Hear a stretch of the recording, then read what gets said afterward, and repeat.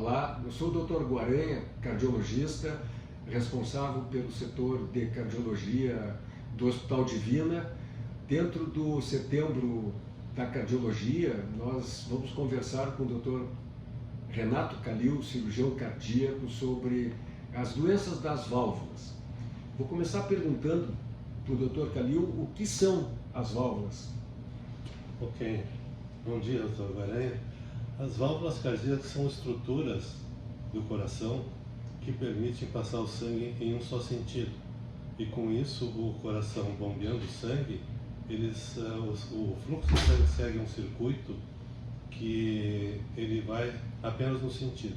Essas válvulas podem sofrer alterações, como obstruções, e podem sofrer também outras lesões, que são as regurgitações. E com isso elas ficam disfuncionantes e precisam ser tratadas.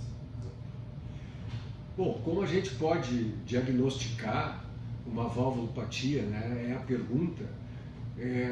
Geralmente através de sintomas, como por exemplo, o paciente tem um desmaio, o paciente tem uma dor no peito ou começa com falta de ar. Procurando o cardiologista, ausculta, na hora que ele examina o tórax e o coração desse paciente, se houve um sopro. Então toda pessoa que tem um sopro cardíaco pode e deve procurar o cardiologista, porque ela pode ter uma valvulopatia. Posteriormente será feito um exame que é fundamental, né, Dr. Calil, que é o ecocardiograma. O ecocardiograma, ele sela o diagnóstico definitivo não só da valvulopatia, como também da gravidade dessa valvulopatia. E aí nós vamos tomar a medida necessária. Ela pode ser uma valvulopatia considerada como leve, moderada ou grave, importante. E tem algum tipo de tratamento com medicação, Dr. Calil? Sim, as valvulopatias menor importância, as mais leves, né, elas podem ser tratadas clinicamente com medicação. Mas chega um ponto de gravidade delas, as moderadas ou mesmo as graves, elas precisam ser intervidas para corrigir o seu defeito ou para trocar a válvula por uma prótese. O momento dessa intervenção é determinado pelos exames e pela avaliação do cardiologista. Os tipos de tratamento, talvez a gente possa discutir, né? Que tipos de tratamento que se tem. Nós podemos recuperar uma válvula cardíaca através de um reparo, ou também chamado de plastia da válvula, ou nós podemos trocar a válvula por próteses que são industrializadas. Essas próteses podem ser biológicas, que são feitas com material bovino ou de porco, ou as válvulas podem ser mecânicas, que são válvulas de cerâmica, e que são implantadas substituindo a válvula do coração. O momento e o tipo de intervenção deve ser discutido entre o cardiologista, o paciente, o cirurgião cardíaco ou o intervencionista. Há alguma vantagem entre uma válvula e outra? A válvula biológica, a válvula em relação à válvula mecânica? Quais as diferenças, assim? As válvulas biológicas têm a vantagem de não interferir na vida do paciente.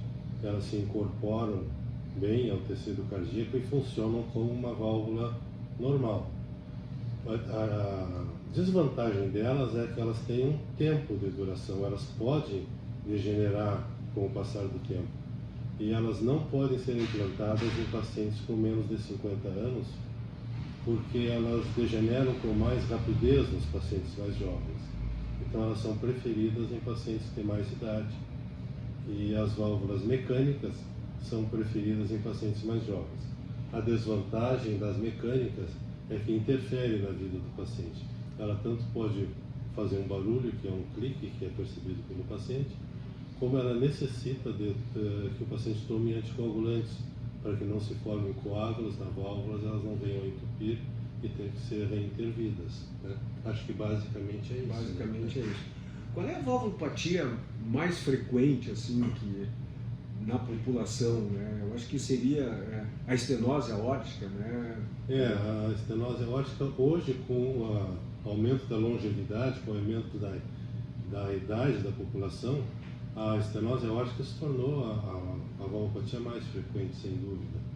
E a insuficiência mitral também, que também é uma doença degenerativa e que vai afetando os pacientes com o passar da idade.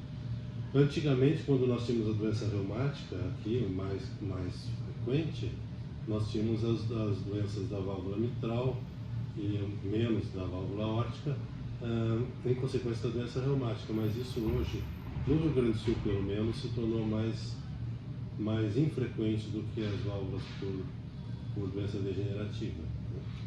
A estenose aórtica é uma calcificação, né, acentuada da válvula aórtica e que vai fechando a abertura da válvula.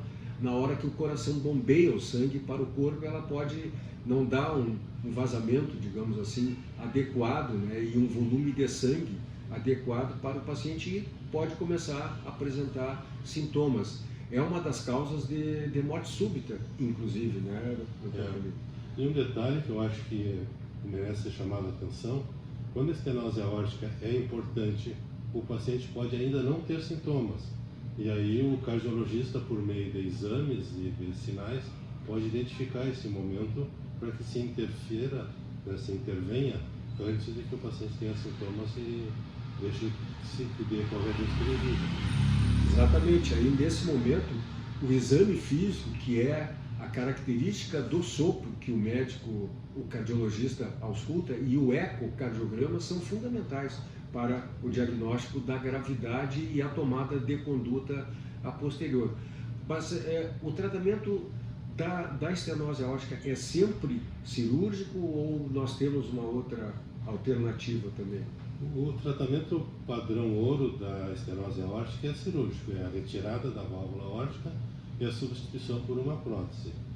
Hoje em dia nós temos esse tratamento que pode ser feito percutâneo, ou seja, por punção de uma artéria, em geral da artéria femoral, é levada a uma válvula por dentro da aorta até a posição da válvula aórtica e essa válvula é expandida na posição da válvula aórtica. Isso não é uma substituição da aorta, é um implante de válvula aórtica. As vantagens é que é uma cirurgia bem menos invasiva, a recuperação é bem mais rápida e o paciente sai do hospital em poucos dias, né? Desvantagens existem e que são um defeito de implantação da válvula, pode ficar alguma regurgitação, né? E uma maior incidência de defeitos na condução do estímulo cardíaco, né?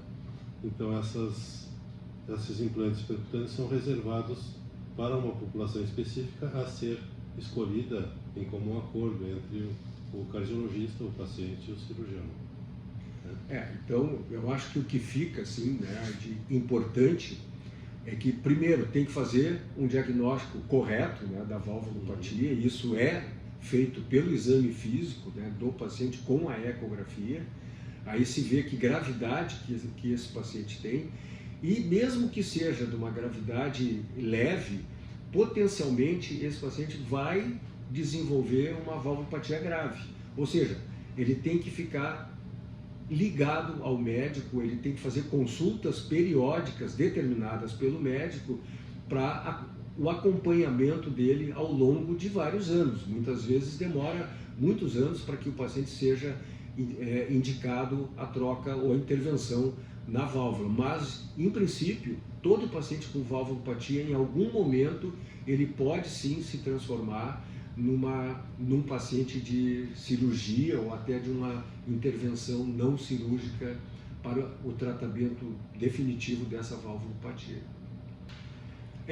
Geralmente, como o Dr. Calil falou antes, o paciente pode não ter sintoma nenhum, porque o nosso coração ele tem mecanismos que ele se adapta a uma valvulopatia. E isso faz com que ele tenha uma vida normal durante muitos anos, né? É como eu digo, muitas vezes tem gente jogando bola com uma valvulopatia, mas que não foi examinado. E subitamente apresenta uma morte, né? Ele morre. Então, mas quando começam a ter sintomas, é sintoma de desmaio, é sintomas de falta de ar, quando faz algum esforço, né? Ou também de dor no peito. E tonturas, né? Tonturas fortes, por quase desmaia, pacientes com palpitações, porque as palpitações podem ser decorrentes de uma arritmia cardíaca ocasionada pelo problema valvar. Então, esses são os sintomas que devem alertar o paciente para que ele procure o cardiologista. E no momento que o cardiologista detecta um sopro, tem que ser profundamente investigado. Resumindo, então, nas valvulopatias é importante o diagnóstico precoce, ou seja, mesmo que o paciente não sinta nada, que ele seja examinado por cardiologista para fazer um diagnóstico precoce, que seja bem acompanhado e que seja escolhido o momento adequado para a intervenção e que seja escolhida a intervenção mais adequada para esse paciente, para ele ter uma vida longa, ativa e produtiva. E o pós-operatório também, né, Camilo, é importante, né? O pós-operatório, esses pacientes são recuperados em UTI e o Hospital Divina tem uma UTI preparada com intensivistas e cardiologistas muito bem preparados para atender o pós-operatório. Não basta só fazer a troca valvar, que muitas vezes vai muito bem no transoperatório, mas que no pós-operatório precisa de uma equipe especializada e o Hospital Divina tem essa equipe muito bem preparada.